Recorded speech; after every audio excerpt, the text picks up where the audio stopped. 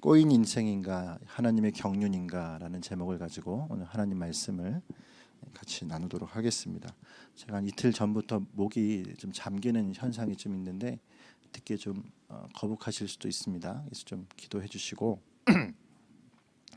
이게 목이 잘 풀릴 수 있도록 여러분 또 기도해 주시면 좋겠고요. 또 말씀에 집중해 주시면 좋을 것 같습니다. 그러니까 누구나 일이 잘 풀리면 그 일에 대한 기대치가 있기를 마련입니다. 모든 사람이 다 그렇죠. 일이 잘 풀리면은 그거에 대한 기대치가 생기죠. 특히나 개인의 이익이나 어떤 나의 삶에 좀 더 나은 형편들이 일어나는 일이거나 좀 내가 호의호식하는 일, 뭐 이런 것들도 우리 가운데 기대치가 생기겠지만 특히나 믿음을 가진 저와 여러분 같이 신앙인들은 소위 하나님을 위한 영광의 길, 하나님을 위한 삶, 이런 것에서 잘 진행되어지는 과정 속에서는 더 기대치가 생기는 것 같습니다.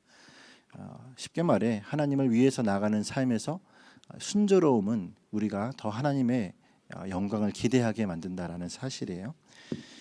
그러나 예상외로 기대치가 다르게 나타날 때, 기대치와 다르게 좀 뭔가 꼬여가는 것 같고 답이 보이지 않을 때는 그 나아가는 길만큼이나 원망과 낙담의 모습도 같이 찾아오는 것을 우리가 보게 되죠. 순조롭게 나아가는 것 같은데 막판에 뭔가 꼬여지는 것 같은 그런 모습들, 삶에서 뭐 그런 경우들이 제법 있지 않으십니까? 오늘 오전에 제가 교회 전화가 한 통이 왔어요. 그래서 모르는 분에게 전화가 왔는데 받아보니까 교회를 다니고 싶다 뭐 이런 전화였어요. 그래서 제가 서둘러 교회로 왔죠. 왔더니 한 그 남자분이 앉아 계시더라고요. 그래서 이 교회 데리고 들어왔습니다. 들어와가지고 대화를 좀 시도하는데 대화가 잘 안 돼요. 지체 장애가 있나 생각을 했는데 나중에 알고 보니까 중국인이시더라고요. 중국에서 오신 지 3년 되셨습니다. 3년 되셔서 한국말이 좀 서투신데 이분이 교회를 다니시고자 하는 게 아니라 3시간을 배회하시다가 교회 앞에 서 계셨던 거예요. 근데 어떤 분이 이제 교회가 있으니까 저에게 전화를 하셔서 도움을 요청하시는 상황이었더라고요. 그래서 내려오셔서 여기서 같이 얘기를 하는데 이 3년 동안 우리나라에 있으면서 밖을 나가보신 적이 거의 없는 거예요. 그리고 딸이랑 아내가 있으신데 딸이랑 관계가 안 좋으셔서 집을 나섰다라고 얘기하시더라고요. 그러니까 싸웠어요. 그래서 나서서 3시간 동안 이 주변을 배회하시다가 여기까지 오신 거죠. 그래서 제가 성함이 어떻게 되시냐고 물어보니까 이게 뭐 또 성함을 얘기하시고 그렇게 하시더라고요. 그래서 그러면 내가 무엇을 도와드릴까요? 그랬어요. 그랬더니 무엇을 도와드릴까요? 했더니 뭐 자기가 뭐 어떻게 해야 될지 모르겠다 이렇게 얘기하시다. 그럼 다시 돌아가시는 게 낫겠다. 그분을 여기 가까운 지구대로 이렇게 이끌어 드렸습니다. 그래서 결국 교회를 다니시려는 게 아니라 집을 잃어버리신 분이시더라고요. 그래서 지구대로 갔어요. 갔더니 가서 이제 거기서 이분이 중국 분이시고 3년 동안 있었지만 한국말이 좀 서투시고 여러 가지 이야기를 이제 거기 경찰관이 한 7명 계시더라고요. 그래서 많더라고요. 가서 얘기를 했습니다. 얘기를 했더니 그분들이 아시더라고요. 이분을. 그러니까 이분의 아내 되신 할머니가 몇 시간 전에 오셔서 그 실종 신고 비슷한 걸 하신 거예요. 그래서 대번에 알아보시고 잘 인수인계가 된 거죠. 그래서 어디서 오셨냐 해서 일산 하나교회의 김동진 목사라고 합니다. 얘기를 했어요. 되게 얘기를 하고 여기 정발산동까지 오셨다고 멀리 가셨다. 그래서 그럼 전화번호를 적더라고요. 제 전화번호도 뭐 이렇게 출동 신고가 들어간 것처럼 접수를 해야 된대요. 거기 이제 그분 옆에 있고 저 여기 앉아 있는데 그때 이게 사람이 기대치가 있잖아요.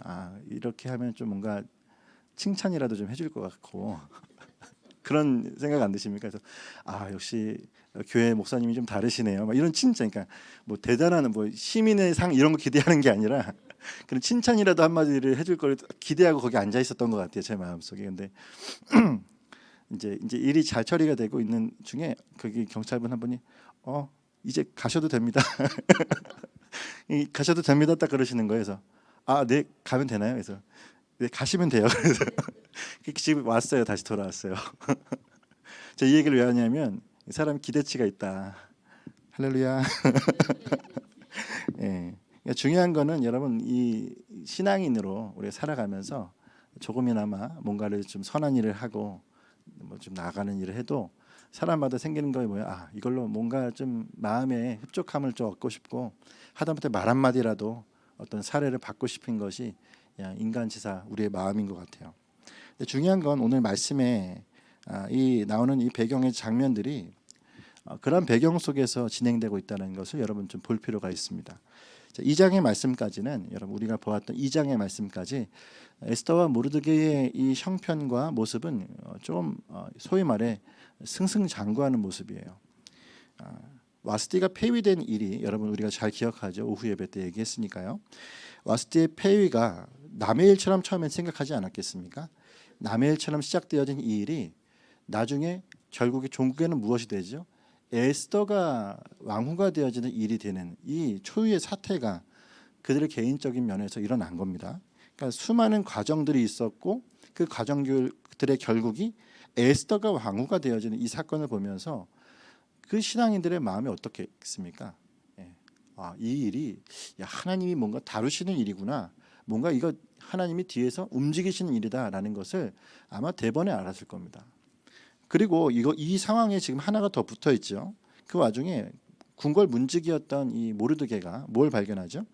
왕을 암살하던 암살단을 발견해요. 그들이 이름이 빅단과 데레스라고 하는 신하들인데 이 내시들이 음모를 꾸며서 이 아하수에로 왕을 죽이려고 하는 겁니다.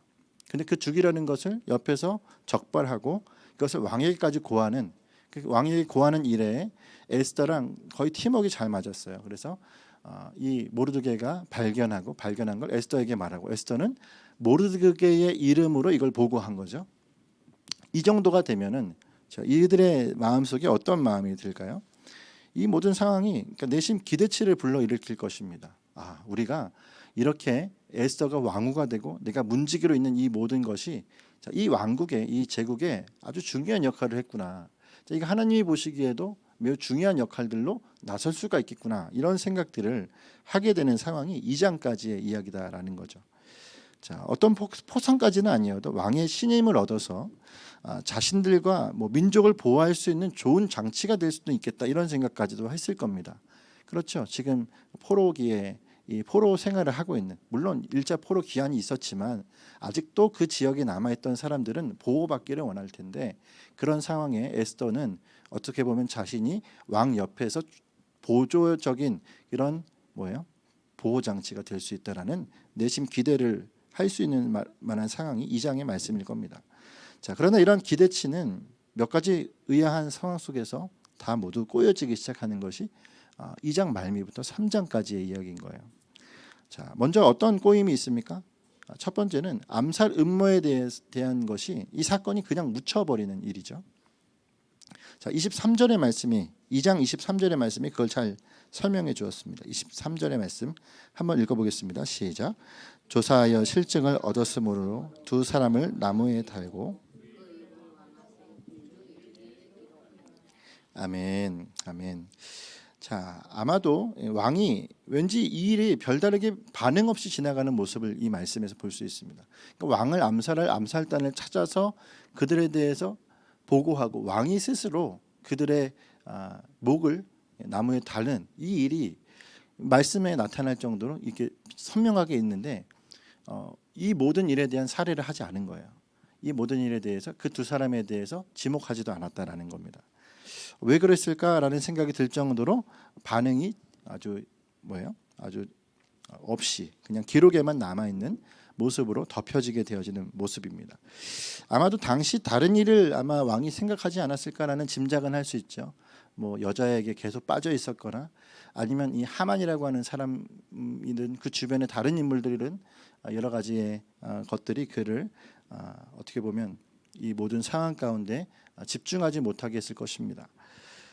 결국 그 빈틈 많은 왕이 여러분 오늘 말씀에서 어떻습니까? 다른 일에 빠져 있는 이 모습들을 보면은 무엇을 볼 수 있냐면 그의 왕권만큼이나 권력만큼이나 지혜롭지는 못하다는 모습을 우리는 볼 수가 있는 거죠. 그러니까 아하수에로 왕은 권세는 뛰어나고 권력은 뛰어나지만 그는 그만큼 지혜로운 사람은 아니고 빈틈이 많은 사람이라는 사실을 볼 수 있습니다. 자, 그러니 어쩌면 왕으로부터 안전함을 누리려고 했던 에스더나 모르드게의 그러한 심상이 차라리 잘 된 것입니다. 왕에게 그들이 더 의지하지 않는 상황이 되어진 것이기 때문에 그렇죠. 공적인 어떤 치적 하나 때문에 제대로 살해받지 못하는 이 모든 한계를 가져 있는 사람, 그 사람을 우리가 의지한다라면 얼마나 빈틈 많은 의지가 되겠습니까? 여러분, 세상 권력도 마찬가지입니다. 사람을 믿어서는 안 되죠. 할렐루야. 우리가 세상에 많은 권세 잡은 사람들, 권력자들이 있지만 사람을 믿는 것이 아닙니다. 설사 그가 하나님을 믿는 사람이라고 해도 사람을 믿는 것은 아니에요. 왜냐하면 사람은 빈틈이 많기 때문입니다. 그러므로 우리가 믿어야 될 건 무엇입니까? 우리에게 필요한 건 사람이 아니죠. 하나님입니다. 할렐루야. 그래서 이 땅을 살아갈 때 우리의 선택은 뭐죠? 인물을 선택할 것이 아니라 하나님의 가치를 선택하는 것이 저와 여러분의 바른 선택의 모습이어야 되겠습니다. 한편 이러한 꼬임이 여기서 끝내는 것이 아니라 오늘 말씀에서 드디어 또 다른 꼬임으로 나가는 겁니다. 어떤 꼬임이죠? 바로 새로운 인물이 하나가 등장을 하는데 이 인물은 우리가 잘 아는 것처럼 유대인들에게는 상극이라고 할 수 있는 아말렉 사람입니다. 바로 하만의 등장이 나타나는 거예요. 자, 1절 말씀을 같이 한번 읽어볼까요? 1절 말씀 시작. 그 후에 아하수에로 왕이 아각 사람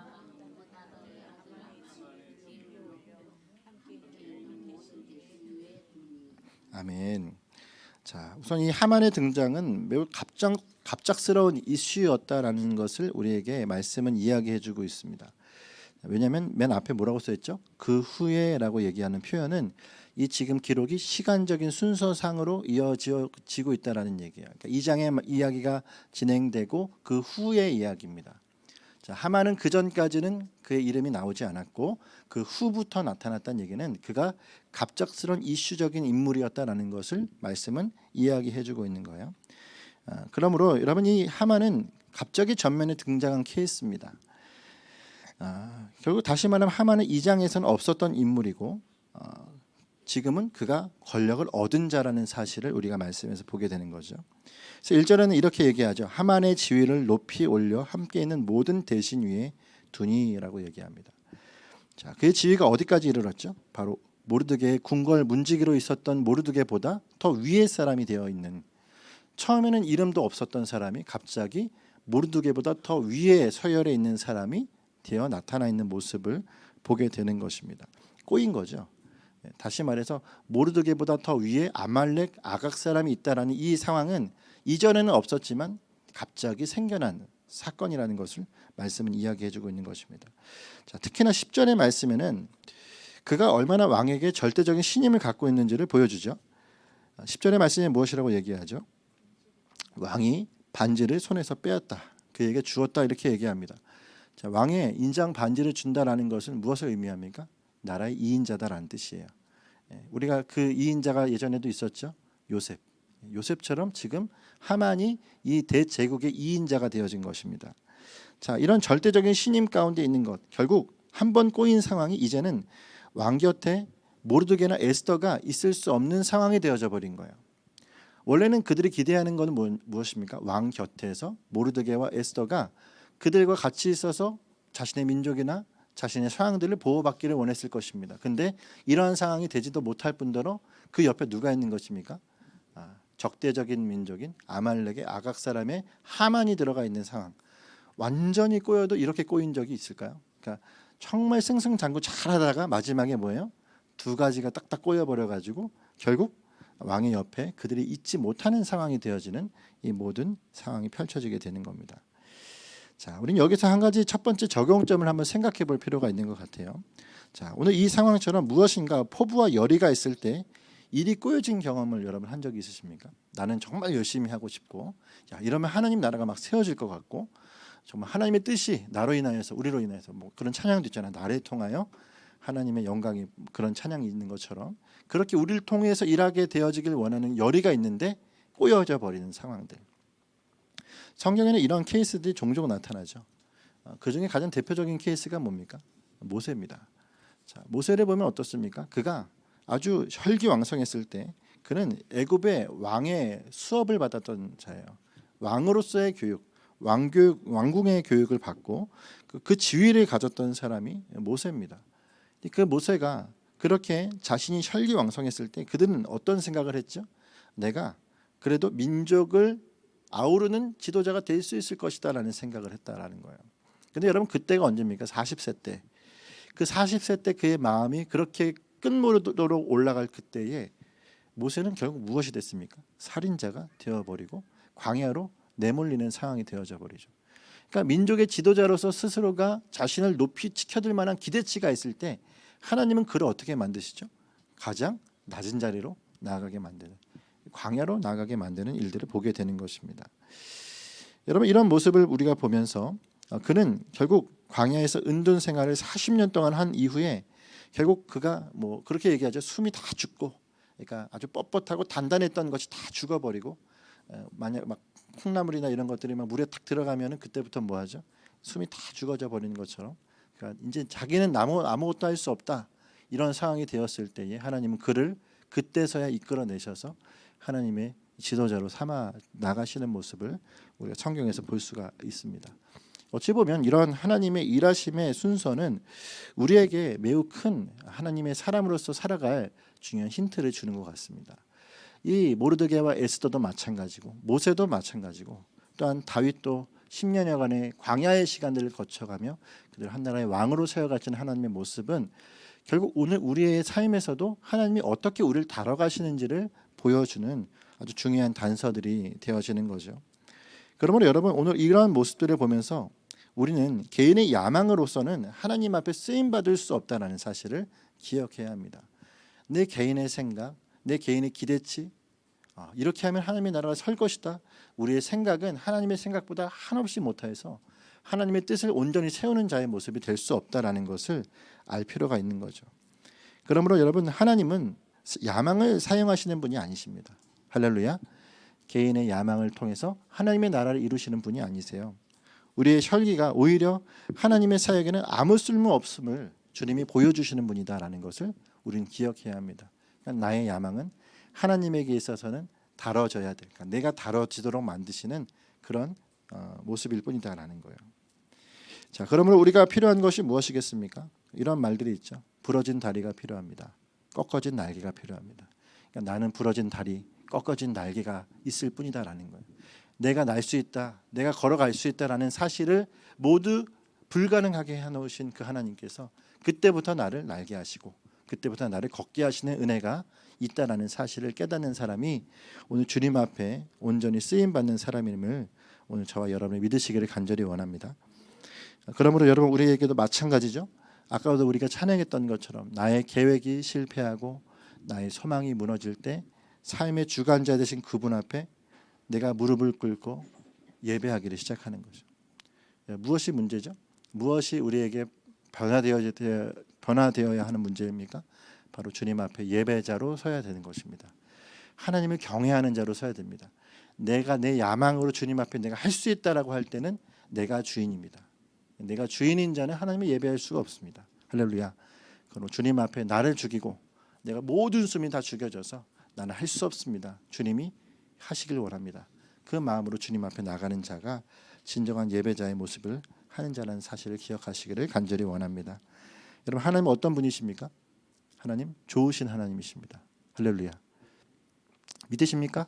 예, 하나님 좋으신 하나님이세요. 하나님이 고난을 주시는 그런 이유가 무엇일까요? 전갈과 뱀을 주시기 위해서 고난을 주십니까? 그렇지 않습니다. 우리를 너무도 사랑하셔서 결국 하나님이 승리를 보게 하시기 위함이십니다. 그러면 지금의 이 모든 과정 가운데 있음을 주님 앞에 감사하는 자가 되시길 원합니다.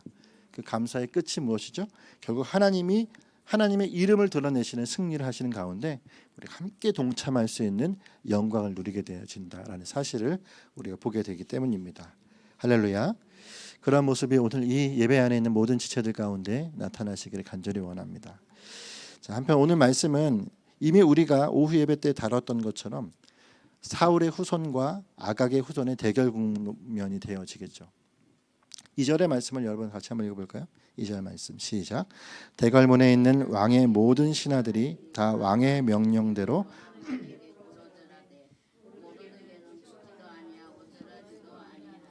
아멘. 자, 2절의 말씀의 가장 특징적인 부분이 무엇일까요? 2절의 말씀의 특징적인 건 왕의 명령이라는 말입니다. 자, 상식적으로 우리가 생각해 봤을 때 왕이 세운 사람이라면 굳이 왕이 명령하지 않아도 사람들이 고개를 숙이겠죠. 근데 여러분 이 말씀에 보면은 왕이 명령을 했다고 얘기합니다. 하만에게 절하라고 얘기를 했다라는 거예요. 상식적으로면 그냥 그가 그러니까 왕이 세운 자라면 당연히 그 밑에 있는 사람들은 고개를 숙이는 게 맞아요. 근데 굳이 왜 그런 자에게 이렇게 명령까지 하는 것일까요? 그것은 학자들의 이야기입니다. 하만의 출신이나 개인적인 부적절함이 있었을 것이다라는 것을 예상하게 하는 거예요. 그가 성품적으로든 출신적으로든 무엇인가 하자가 있었기 때문에 왕은 그럼에도 그를 썼고 그리고 그 사람에게 절하라고 명령을 했다라고 하는 것이 학자들의 공통적인 생각입니다. 특히나 여러분 그의 성격적인 부분은 매우 급발진적인 모습을 보여주고 있는 것을 우리가 볼 수가 있죠. 우리가 마주하게 될 이스라엘의 존폐의 위기를 보면 그것을 확인할 수 있습니다. 그러니까 한 사람의 잘못으로 끝낼 것이 아니라 이 사람은 아주 급발진적으로 한 민족 자체를 아주 괴멸시켜 버리려는 그런 음모를 꾸리는 이 모습이 하만의 비상식적인 그런 모습인 것을 우리가 보게 되는 거죠. 자, 흥미로운 것은 처음부터 이 하만이 그렇게 비상식적인 싸움을 걸어온 것은 아닙니다. 자, 그가 싸움을 하게 되어지는 결정적인 요인은 이후에 나타나죠. 그가 이렇게 급발진하는 모습은 모르드게의 출신이 어딘지를 알고 나서부터예요. 그 전까지는 모르드게가 누군지도 몰랐습니다. 하지만 4절의 말씀이 그렇게 얘기하죠. 4절 같이 한번 읽어볼까요? 시작. 날마다 권하되 모르드게가 듣기 아니하고